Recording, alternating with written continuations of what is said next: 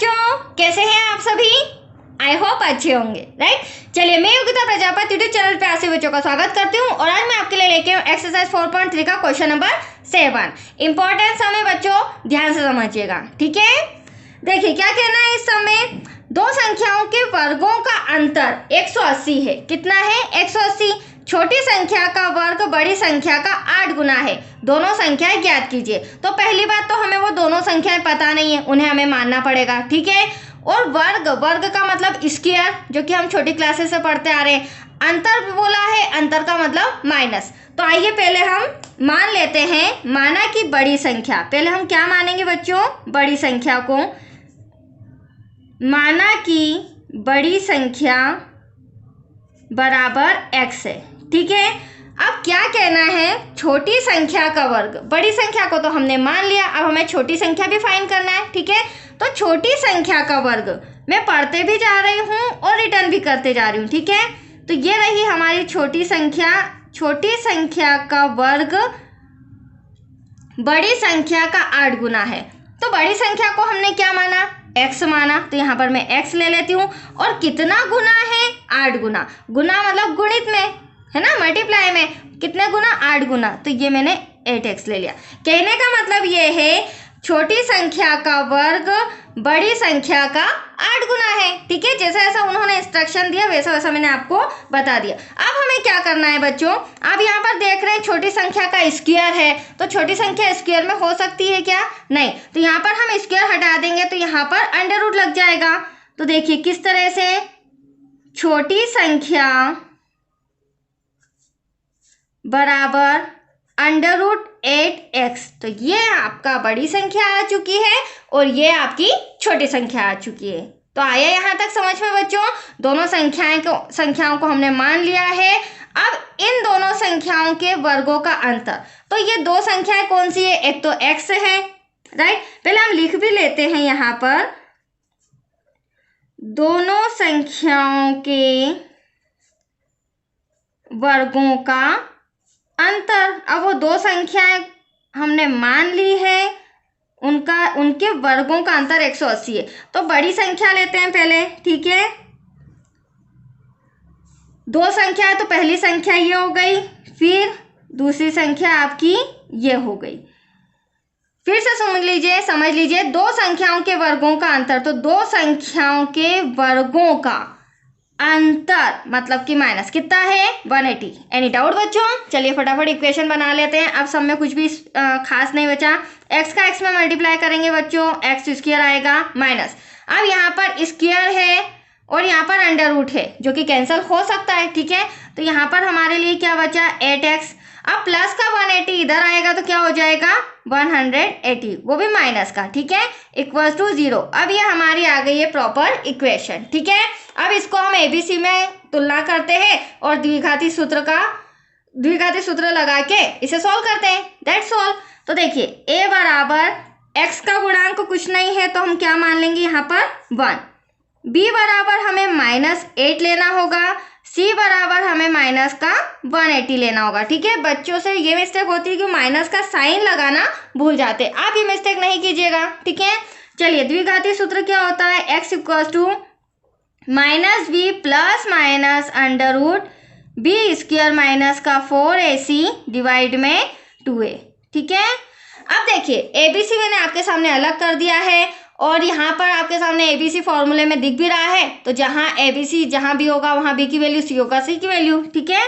तो x equals to, ये जो माइनस है ये फॉर्मूले का है, ठीक है। और जो b है वो भी वैल्यू माइनस में है। तो दो माइनस जब एक साथ आते हैं बच्चों तो हमें ब्रैकेट लगाना पड़ता है, right. Plus minus under root, b की वैल्यू वापस से माइनस का 8 स्क्वायर माइनस का 4 ऐसा का ऐसा। a की वैल्यू क्या हो जाएगी आपकी? 1। c की वैल्यू क्या हो जाएगी? माइनस का 180। Any doubt? चलिए डिवाइड में अब हम क्या कर लेते हैं, 2a की वैल्यू हो जाएगी हमारी 1। अब मैंने सारी वैल्यूज फॉर्मूले के अकॉर्डिंग लिख दी है। अब हमें इसे कैलकुलेट करना है, ठीक है। अब सबसे पहले आप देख रहे हैं यहाँ भी माइनस यहाँ भी माइनस, तो माइनस से माइनस कैंसल। तो जो 8 है वो आपका किसका होगा? प्लस का। +8 प्लस माइनस ऐसा का ऐसा। अब -8 का मल्टीप्लाई बच्चों, -8 में तो माइनस से माइनस कैंसल, 8 8 सा कितना हो जाएगा? 64। 4। अब यहाँ भी माइनस, चूंकि यहाँ से यहाँ तक मल्टीप्लाई रहता है, राइट, तो माइनस माइनस क्या हो जाएगा, प्लस। 4 का 180 में मल्टीप्लाई करेंगे, 4 8 जा 32, कैरी आया 3, 4 1 जा 4, 4 और 3 कितना हो जाएगा, 7, राइट बच्चों। तो ये 720 डिवाइड में 2 का 1 में करेंगे, 2 1 जा 2। अब स्क्वायर रूट सॉल्व करना है तो पहले उसे हमें प्लस करना होगा। देखिए 64 और 720 को प्लस करेंगे तो हमारा आ जाएगा 784। डिवाइड में 2 तो आपका चल ही रहा है, राइट। अब देखो बच्चों, स्क्वायर रूट क्या होता है, हम छोटी क्लासेस से पढ़ते आ रहे। फॉर एग्जाम्पल जैसे मैं एक छोटा सी डिजिट पूछती हूँ 25 का वर्गमूल, तो आप फटाफट आंसर दे देंगे 5। बट ये हमारा 784 है, ये बड़ी डिजिट है, तो इसे आप एलसीएम से भी कर सकते हैं। और अगर आपने वर्गमूल 30 तक या 25 तक अच्छे से समझें तो आपको इसमें डिफिकल्टीज नहीं आएगी, ठीक है। तो यहाँ पर हमारा 784 का वर्गमूल होता है 28। कितना होता है बच्चों, 28, ठीक है। तो चलिए यहाँ तक सॉल्व हो चुका है। अब अगली स्टेप हमारी क्या, एक बार इसे प्लस करना है और एक बार माइनस करना है, तो हमारी छोटी संख्या और बड़ी संख्या आ जाएगी। तो देखिए यहाँ पर मैं इंस्ट्रक्शन लिख रही हूँ प्लस लेने पर, यहाँ पर छोटा सा इंस्ट्रक्शन माइनस लेने पर। अब प्लस लेने पर क्या हो जाएगा, x इक्वल टू 8 प्लस का 28 डिवाइड में 2।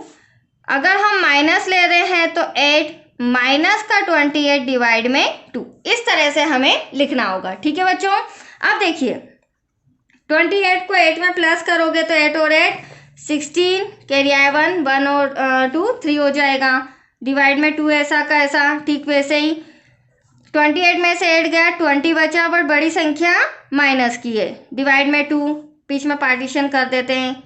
चलिए 2 1 जा 2, 2 1 जा 2, 2 1 जा 2, बचा 1 16, तो 2 8 जा 16। तो x इक्वल टू हमारा आया है 18, राइट। देन यहाँ पर 2 1 जा 2 10, तो x इक्वल टू यह आया है हमारा माइनस का 10।